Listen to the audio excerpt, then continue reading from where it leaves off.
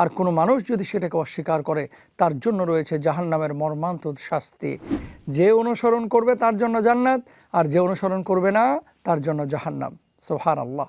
আমরা মনে করি যে শুধু মুসলমানদের জন্য এই কোরআন পথ নির্দেশনা দিবে, না, এই কোরআন সমস্ত মানুষের জন্য।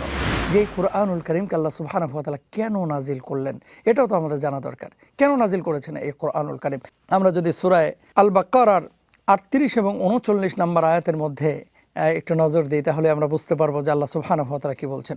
আল্লাহ সুবহানাহু ওয়া তাআলা বললেন যে তোমরা নেমে যাও, তোমরা সমাবেত হও। এরপর আল্লাহ বলছেন আমার পক্ষ থেকে হেদায়েত স্বরূপ তোমাদের কাছে বাণী পৌঁছে যাবে।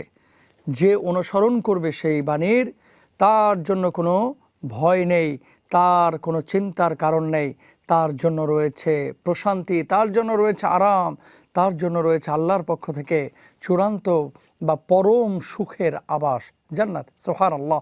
ওয়াল্লাযীনা কাফারু ওয়া কাযযাবু বিআয়াতিনা, আর কোনো মানুষ যদি সেটাকে অস্বীকার করে তার জন্য রয়েছে জাহান্নামের মর্মান্তিক শাস্তি। জাহান্নামকে সে তার আশ্রয়স্থল করে নেবে।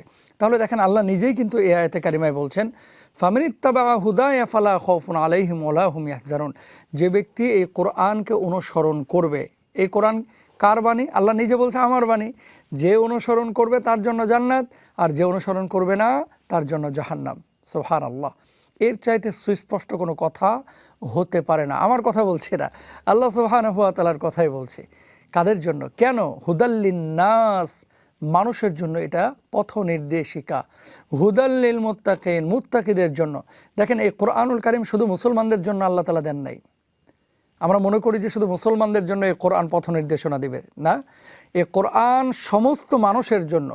কে ইয়াহুদ, কে নাসারা, কে হিন্দু, কে খ্রিস্টান, এটা আল্লাহ সুবহানাহু ওয়া তাআলা প্রত্যেকটা মানুষের জন্য লিন্নাস শব্দ উল্লেখ করেছেন। সুবহানাল্লাহ, সুবহানাল্লাহ। মানুষের জন্য, মানব জাতির জন্য এই কোরআন আল্লাহ সুবহানাহু ওয়া তাআলা দিয়েছেন।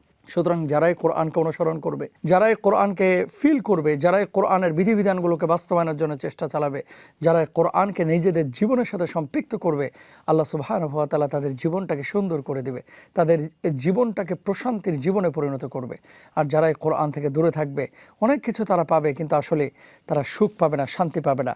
তাহলে আমরা দুটো বিষয় এখানে পেয়ে গেলাম, কোরআন কিভাবে নাজিল হয়েছে এবং কোরআন নাজিলের উদ্দেশ্য কি। কোরআনুল কারীমের গোটা কোরআনের বিষয়বস্তু হচ্ছে মানুষ। আল্লাহু আকবার।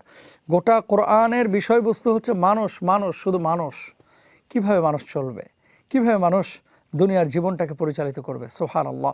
আল্লাহ সুবহানাহু ওয়া তাআলা কোরআনুল কারীম কেন নাজিল করেছেন এটাও আমরা পেলাম।